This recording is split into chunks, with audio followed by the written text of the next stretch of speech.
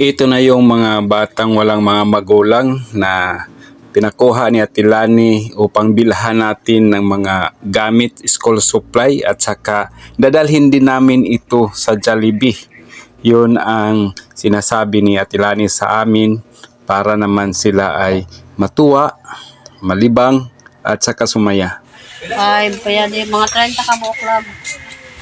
Tagpilay na nakuan, may lang yun siya. At pinabili na rin kami ng 30 piraso ng mga gamit school supply para sa grade 1, grade 2, grade 3. Yun ang sabi ni Ate Lani, kaya marami kayong nakikita ng mga payong dyan kasi kasama yan na bibilhin. And 10 katiraso ang grade 3. Ito rin ang 10 din ang grade 1. 10. Tapos Grade na lang, 2. grade 2 hanap tayo. Pieces na papel. Saka 30 pieces din na notebook. Sa hanap tayo ng envelope. Andiyan na yung envelope. 30 pieces na scissor. Tapos Tapos na babako. 30 pieces na color para sa mga bata. At saka ballpen. Ilang piraso yan? 50.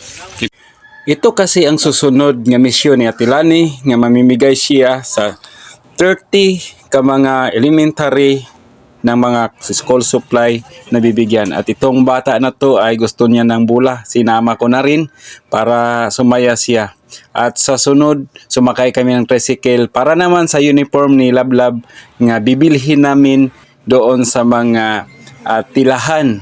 Ayan na yung tila na para sa kanya. At saka yung sukli sa 1,000 ibinigay na namin ng buo kay Lablab para kung ano yung bibilhin niya, yun ang pambili niya. Kaya yung budget niya nga binigay sa amin, buong buo binigay na namin kay Lablab.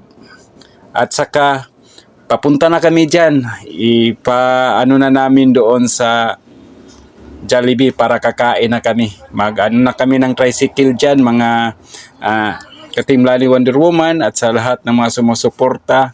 Ito yung nakikita ninyo ngayon, yung mga batang wala ng ina at saka ama na naawa si Ate Lani at bibigyan niya ng kasiyahan ngayong araw na to. Sasakay na naman kami ulit. Papunta na talaga kami dyan sa Jollibee para makakain itong mga bata. Nais namin nga bigyan ito ng kasiyahan at maramdaman nila na sa kanila, sa nangyari sa kanilang ina, mayroon silang sandigan, no? Katulad kay Ate Lani. So papasok na kami sa Jollibee. Yun ang Jollibee dito sa amin, dito sa Bandag. So nauna na yung magkapatid, yung tatlo. So ngayon ay pipili na sila ng makakain. Kaya salamat talaga sa pag-unawa at pagmamahal at suporta na binibigay ninyo kay Ate Lani. Lahat ng yung mga nagpa-members, shout out sa inyo. So dito na pupunta. No, tingnan nyo kung gaano ka sigasig kumain itong mga bata na to. Minsan lang ito mangyari sa kanilang buhay, no?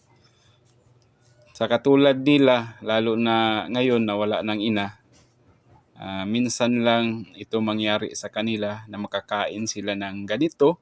Sila talaga yung pinapa-order, pinapapili namin para naman na sulit yung pagpasok nila dito sa Jollibee. So talagang nakakatuwa lang na isa kami nga naging tulay sa paghatid ng tulong ni Ate Lani dito sa aming lugar. At ito yung napili niya, ito yung mga bata, ito yung karapat-dapat na paglaanan ng mga tulong natin, kung ano man yung mga tulong na maibibigay sa kanila, lalo na ngayong pasukan. At talagang tapos na kami sa Jollibee, punta na naman kami ng Gaisano. Dahil nakasave kami, nakagamit kami ng suki card, kaya yung sobrang tira ay dadalhin namin sila sa Gaisano para naman sulit ang araw na to para sa kanila. At bibilhan natin sila kung ano yung gusto. Ang sabi nila, sana may relo sila. So ibibigay natin yung hiling nila ngayon na bibilhan natin sila kahit murang relo basta magkaroon sila kasi yun ang pinapangarap nila. So nagpili na sila dyan ng mga relo. So pinakababang relo dyan 150 or 200. Salamat, Ma'am Lani, Wonder Woman, sa imo. Pera, padala.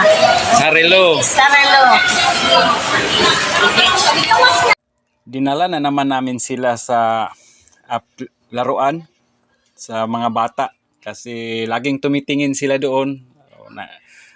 Sa tingin ko naiinggit kaya ipatikim natin, iparanas natin sa kanila. O yun, si GR, enjoy na enjoy kasi first time sa kanila nangyari to at sa tulong ni Ate Lani.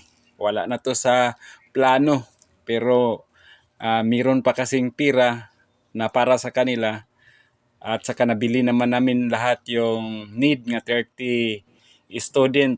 So diyan ako, pumapasok din ako para nga masaksihan ko kung gaano kasaya kahit nawalan sila ng magulang. So sa mga oras na to, hindi nila nadama ang mga problema, kundi kasiyahan lang lahat yung nadarama nila. So tingnan mo yung batang lalaki. Talagang once in a lifetime nga nangyari at natupad yun dahil sa mission ni Ate Lani dito sa amin na yung mga batang walang-wala at tiyak na tutulungan ay talagang naipadama ang pagmamahal, yung pag-aaruga para sa kanila.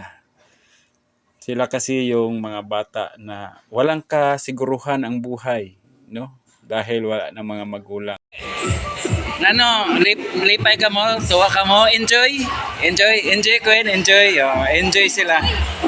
Salamat sa card ni Ma'am Jeneline Frias. Malaking tipid kaya nakabili kami ng mga extra tulad ng laruan ng mga bata. Nakapasok pa sila sa laruan, mga relo nila. So maraming salamat sa Suki card. Thank you.